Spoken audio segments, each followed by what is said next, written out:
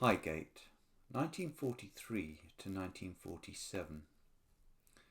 This period is outside the scope of your book, but as it covers the rest of the period when the school was at war, I thought it might be of interest for you to have a postscriptum on which, with other notes, minutes and recollections, you could extend the story if you wished.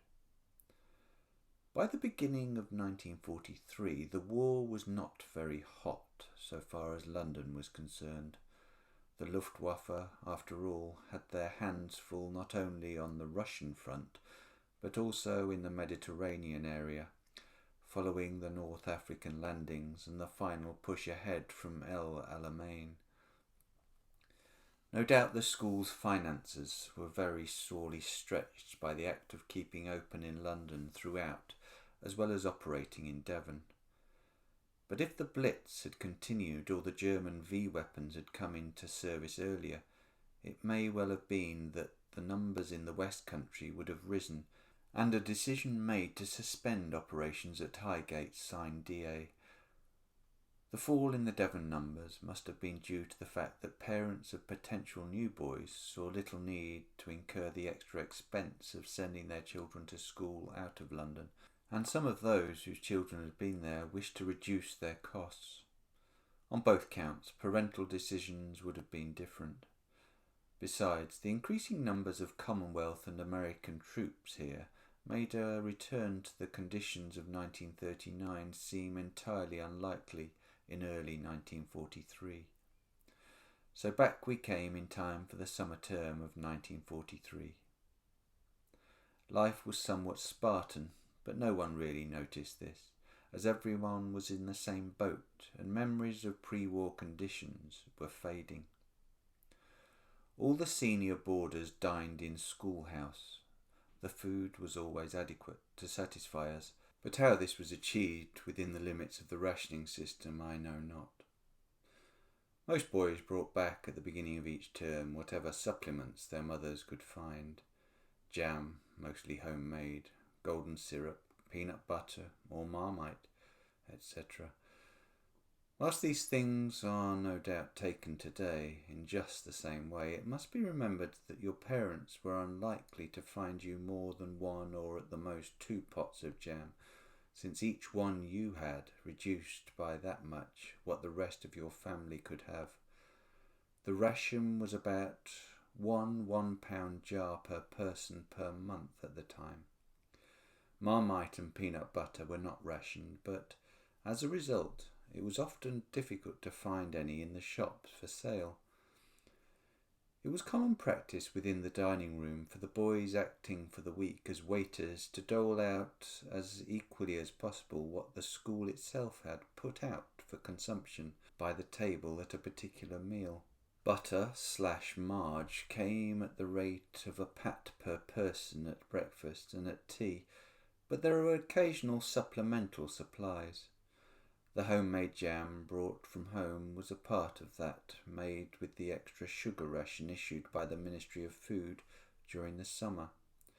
I think it was about £2 per head from memory. Whilst most of the sugar ration was used in the kitchen, sufficient was available for sweetening tea. Many boys went without this, in whole or part, saving their share in spare jam jars, and thus accumulating a £1 jam jar full or more by the end of term to take home. The sweet ration varied as time went by. Mostly it was around 12 ounces per month.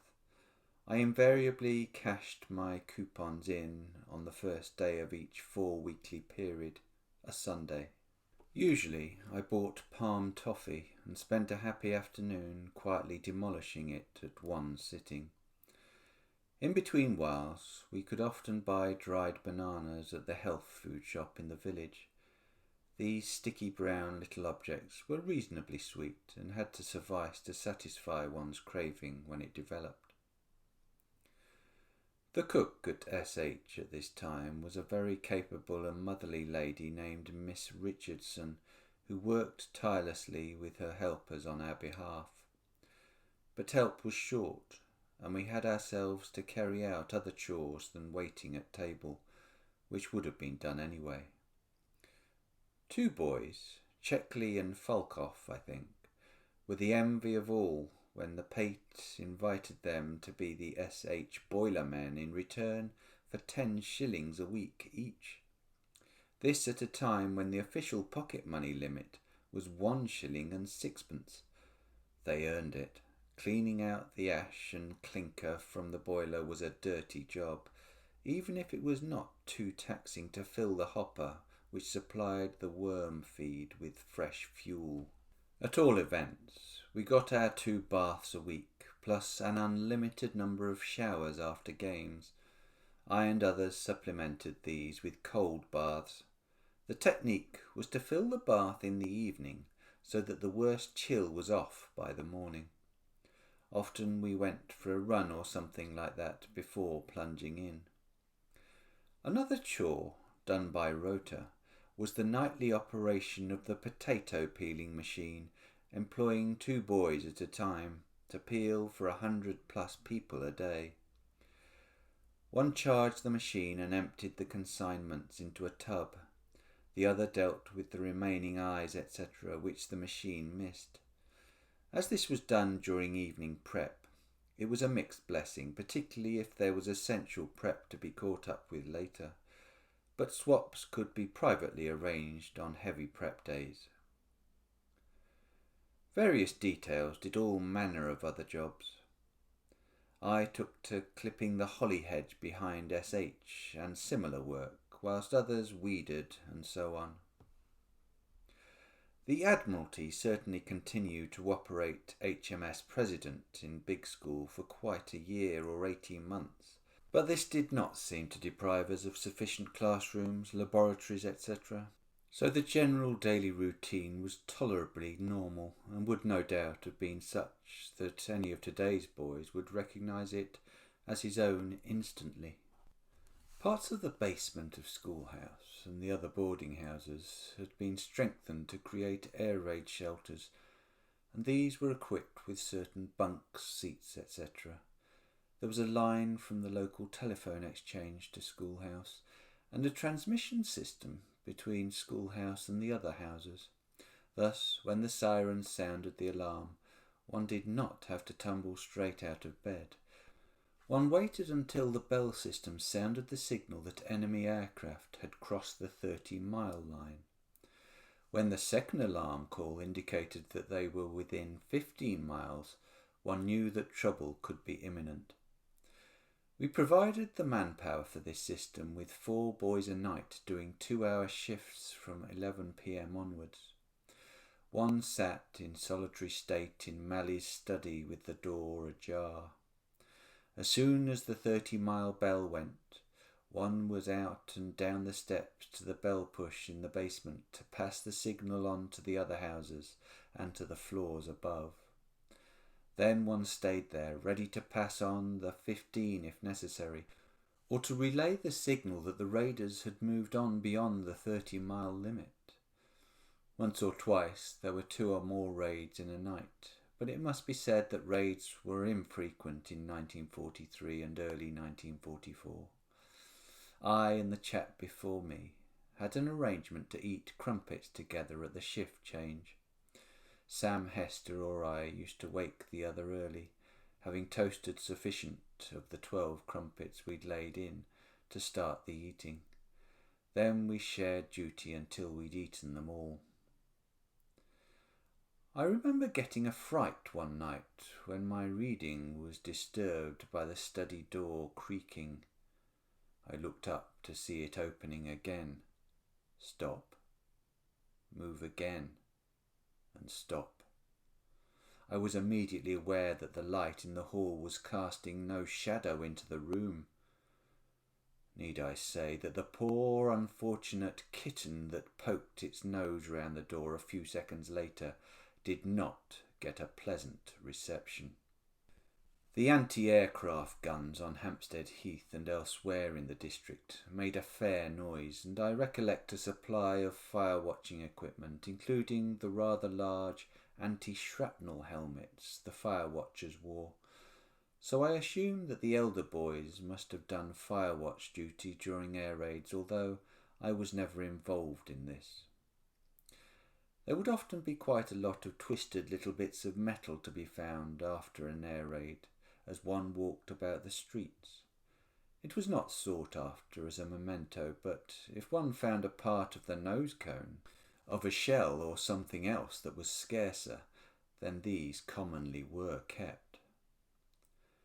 Perhaps in late 1943, the guns were either replaced or supplemented by rocket batteries. When these fired, there was a tremendous noise. Once the V-1 flying bombs started in early 1944, life changed considerably. In fact, there was a more or less constant 15-mile alarm at night, and the whole school had a very short summer term, apart from the exam candidates and those whose parents wished them to continue, on the basis of equal risks everywhere. Our bedroom was the erstwhile games changing room. One developed extremely sharp hearing. I remember that we were usually all wide awake long before one could hear the heavy roar of a V1 or feel things tremble in its sound. Then one held one's breath and hoped that the engine would not cut out before it was quite clear that it had passed well beyond us. There were only two major scares. One day, Charlie B., the Reverend Benson, was taking us in Dine House when a V1 got so loud that it was clearly headed our way. We were all on the floor when the engine cut. The explosion seemed very loud, but was in fact on Senior Field, over towards the old indoor swimming pool and gym. Many windows of schoolhouse, etc., were broken. The second occasion was a beautiful cloudless summer's day when we were all relaxing in or around the new pool behind Dine House. I remember an extraordinary claustrophobia as a V1 was seen quite high up, streaking apparently straight towards us. To get out, to stay in, to dive, or what? One felt it really mattered little. This one went straight on to some unknown destination. We took our school and hire certificates sitting in the air raid shelters which had been the wood and metalworking rooms of the new science block before the war. These had been strengthened, possibly by the Admiralty. The science practicals were cancelled because of the risks from flying glass. I've always thought it most unlikely that I would have achieved credits in physics and chemistry had I had to undergo the practicals incidentally. Sunday mornings at this time saw us on top of Parliament Hill Fields after chapel, looking out for V1s and spotting the clouds of smoke from those which landed in south and central London. However, the V2 was a totally different kettle of fish.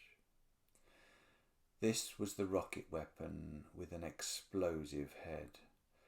It was very lucky for England that it only came into service well after the V1 and just before our forces finally cleared those parts of the French and Belgian coasts from which it could be launched to reach, in theory, the London area.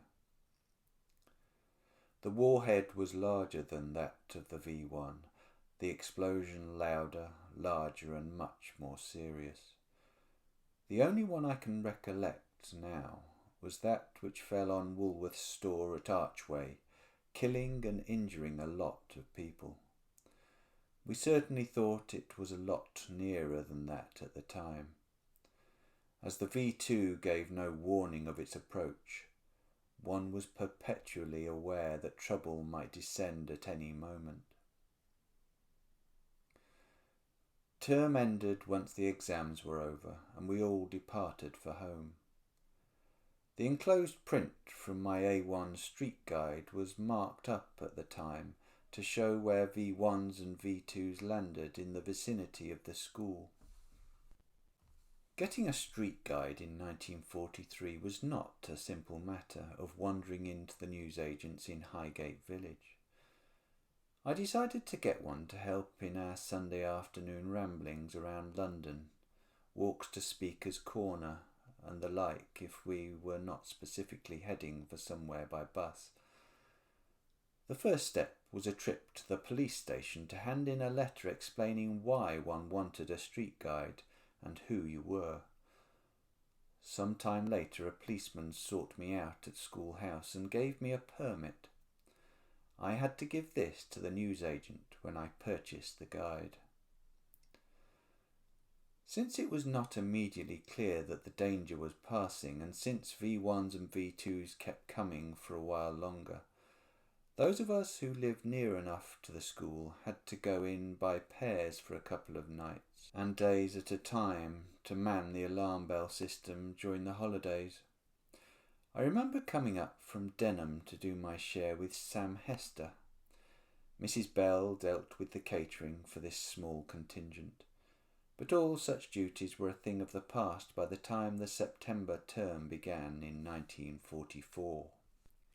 From the summer of 1943 onwards, it was necessary to spend a part of the summer holidays at Harvest Camp. The school went into a tented camp each year on Eastcote Cricket Ground. Boys came for a minimum of 2 weeks, but many stayed for 3 or 4.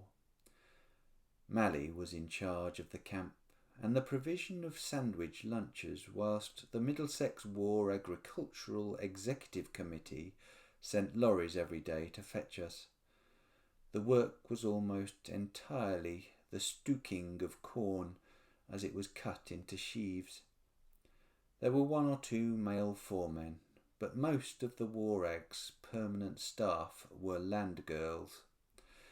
They were a widely assorted bunch, very cheery and good company. Most of them hailed from the East End and were Cockneys through and through. Most of our work was in the vast fields on the opposite side of Western Avenue to Northolt Aerodrome. This was quite a good place to be, as one saw the forming up for fighter strikes over occupied territory of vast numbers of Spitfires, Hurricanes, etc. One also saw a very wide selection of different aircraft landing and taking off over a period, including some quite rare ones that were not easy to see anywhere. The only part of our evening entertainment that I remember was trips to the cinema in Eastcote, Ruislip, etc. to see the films of the day featuring Rita Hayworth and other stars of the time. We were at Eastcote when VJ Day came. I don't know when we got the news, but we caught the tube into London to see what was happening, getting out at Piccadilly Circus. The crowds were so dense that we were hemmed in a swaying mob long before we got up to ground level. One just moved as the crowd moved, quite unable to do anything else.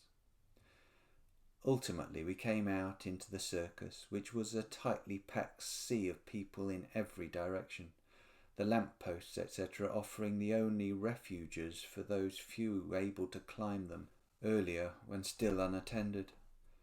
We probably got separated to some extent, but I and others finally found ourselves moving in the throng down Piccadilly, and finally reached the point where it was no longer so dense, and where one could go where one wanted.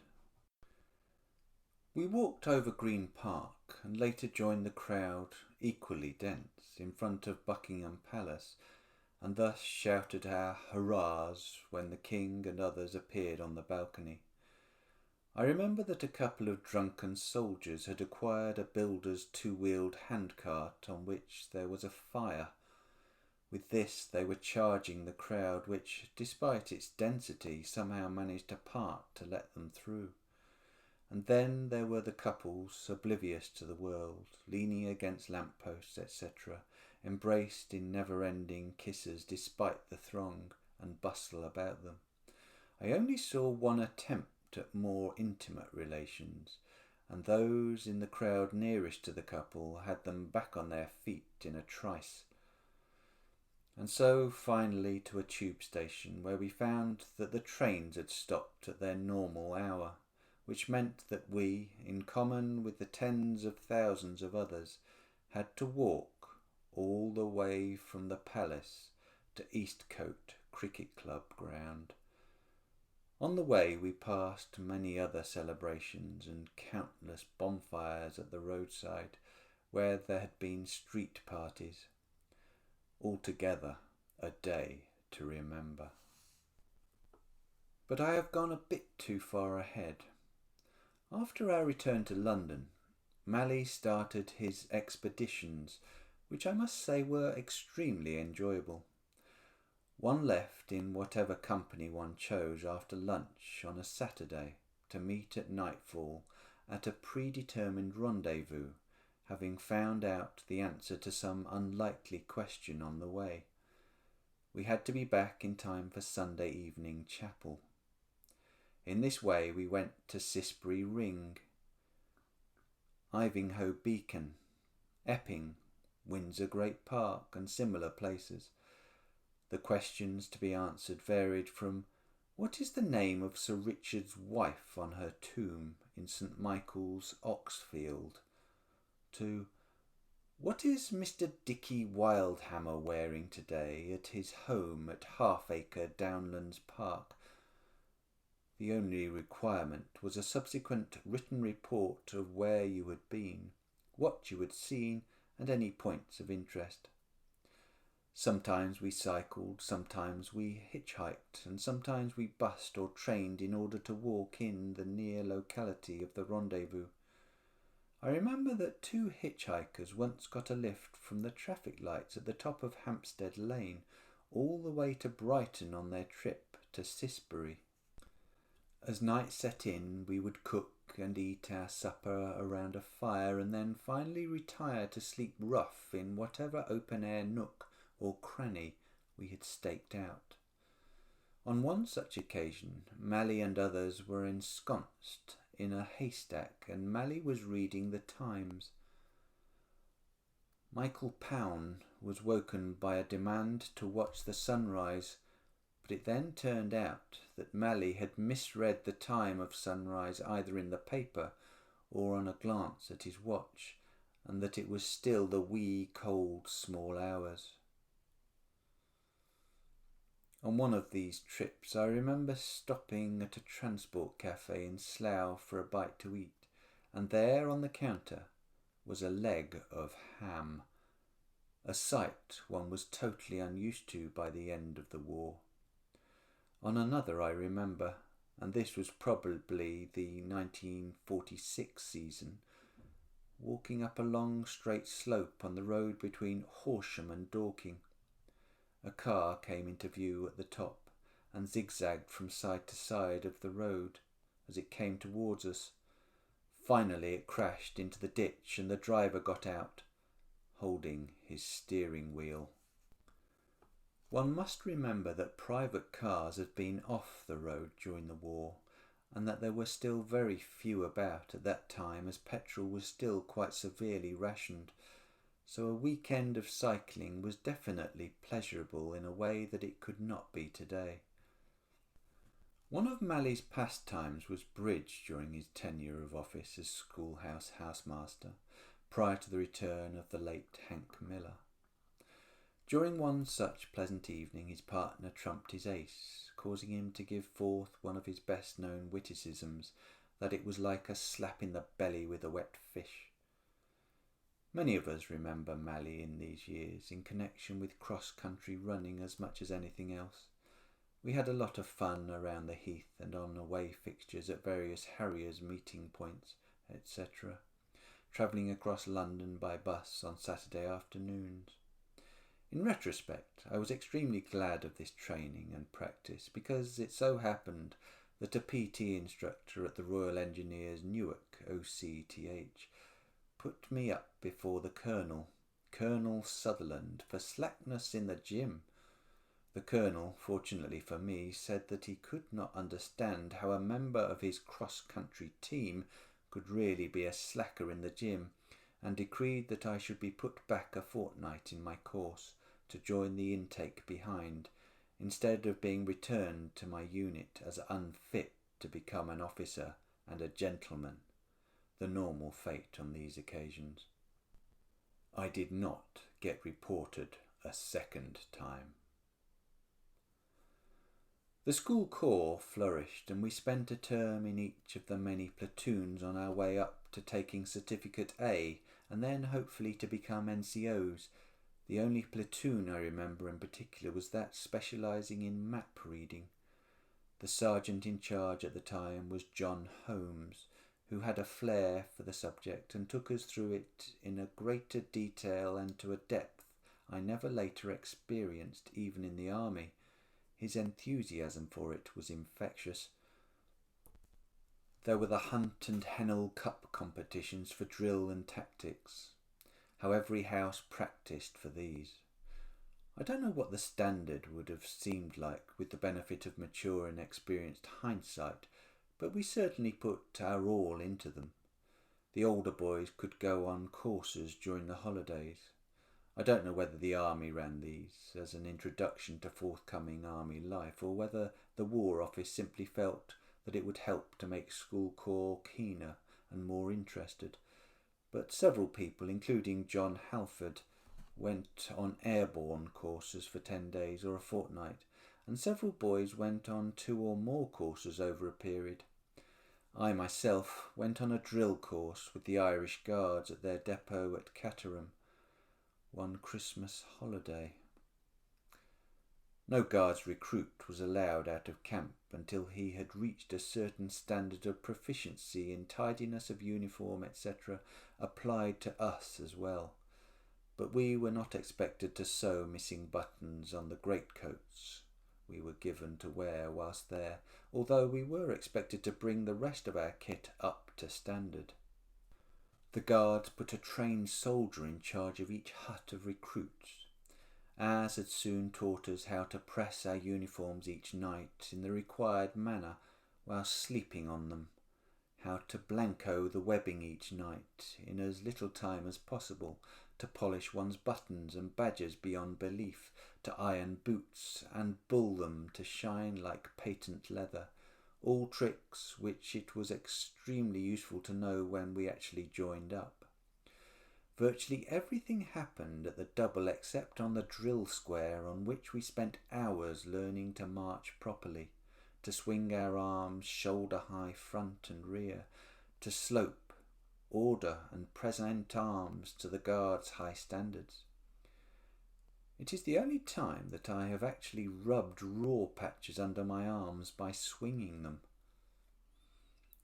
The weather was extremely cold, with ice and snow on the ground, but we fired rifles on the Pirbright Rangers and were given a lesson or two in how an officer deals with day-to-day problems, etc. I remember being lined up with 4 or 5 others, dressed in our buttonless and untidy greatcoats, behind the OC's chair in his office, whilst he held his daily orders. Sundry offenders were wheeled in one at a time by the Sergeant Major with an absolute degree of correct 1, 2, right turn, left turn, mark time, halt, look straight ahead, and so on.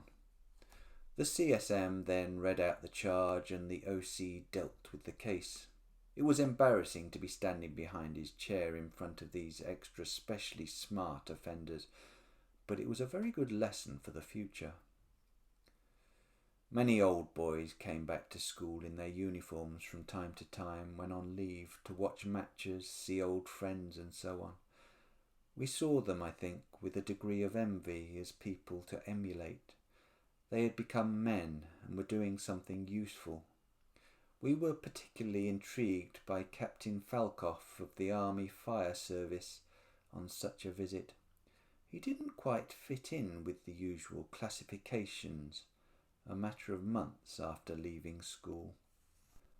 From time to time the Pate would say a valediction for someone we had known, always a very sad moment, and a reminder that being a man brought all sorts of unknown risks as well as pleasures. Gubbo, H.J. Gibbon, regularly studied the gazettes, etc., to distill lists of all sorts in casualties, promotions, etc. His service to the school in this one respect alone was quite unique. I do not think it would be unfair to say that warlike conditions pertained right up to the time I left in July 1947. In some ways things were tighter after the war than they had been when it was on. The only time that bread and flour were rationed was in the aftermath. The thing was a bit of a farce, for we were always able to buy buns without coupons and without trouble. The first and most novel sign of peace that I remember was when the street lights came on again. It seemed very peculiar indeed not to live in a state where air raid wardens ensured that no window showed a chink of light at night. The early part of 1947 was one of our very hard winters, like that of 1940. Fuel supplies were very low. I had a study then on the first floor of schoolhouse next to the matron's room. She had a gas fire and I a coal one. There came a time when there was no gas and my study became temporarily her room. I don't remember how the gas shortage affected our meals, but I think it must have had an effect. There was a problem also with the electric supply and games were off for several weeks, but we sat in our coats in the classrooms and survived without ill effects. It was at this time that Colin Grant, now a heart surgeon in USA, knocked together the schoolhouse sled. This monster took 7 or 8 of us at once, and was a danger to all other snow traffic on Parliament Hill whenever we were out with it. We had a lot of fun, and I don't think we caused any serious casualties in our high-speed descents. I've already mentioned the Dramatic Society. There were also the school occasional concerts in Big School, where we were able to hear many superb artists. Highgate music under Cherry Chapman was good, and the choir broadcast on occasion.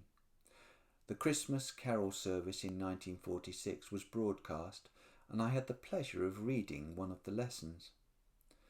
There were also a wide selection of societies and clubs, then as now. The Sixth Form Society was rechristened with permission the Masaryk Society, and many of us attended an early meeting of the United Nations organisation at the Albert Hall, which was addressed by Jan Masaryk. The idealism that is inherent in being young perhaps had an extra edge for us, growing up at a time when the war was ending and when everyone had extra high hopes for a brighter and happier future. Some, like Guy Barnett, have remained members of the Labour Party, but most of us were not destined to become political animals, but to work for the common weal in other ways and by many different standards. But then, what better recommendation could there be for one's old school than that it prepared people for life right across the spectrum of 20th century society in whatever field they were called to serve? These are all the avenues down which my thoughts have wandered so far. Some of them were opened for the first time in years by strolling along others. Perhaps these notes will trigger off recollections for other people which will expand your coverage, and in turn perhaps their thoughts will widen mine and others. I had thought of making notes on nicknames right from the time we were taught in 1938 by the arch maker of nicknames, Mr. Field, but somehow it seemed better to leave the topic to their casual introduction. He called me Jim, which did not stick, but in the senior school I became known as Farmer Fall, or the Farmer. I don't know now who coined it or why. Among those I have not introduced were Ollie Rawlinson, Holy Joe Whitehead, Eggy B. Bullen, Farty Sammy, Prince Fatey Sammy, the Castle, Miss de las Casas, and many others. Neither did television fit into the story. although I first watched it in 1946-47 on a pre-war set with a very small and very cloudy screen at the home of R.C. Haskins on West Hill, I think. History cannot entirely repeat itself, but it has a strange way of offering parallels. My girls are at the Ockbrook Moravian Girls' School, which is why I live in Ockbrook. On looking round at boys' prep schools, I was struck by the great similarity of setting to Hartland of the Repton Prep at Foremark Hall, a mere 9 miles away, and I am happy to report that that is where my son goes. He greatly enjoys it, even though a 6-day routine of 8:35 to 5:50 is quite a long shift for a 9-year-old. There is a Highgate link, I am happy to report. The headmaster, Mr. Davis, is a friend of our law who was in the first 11 cricket team around 1945-46 and who was later wounded by terrorists in Palestine.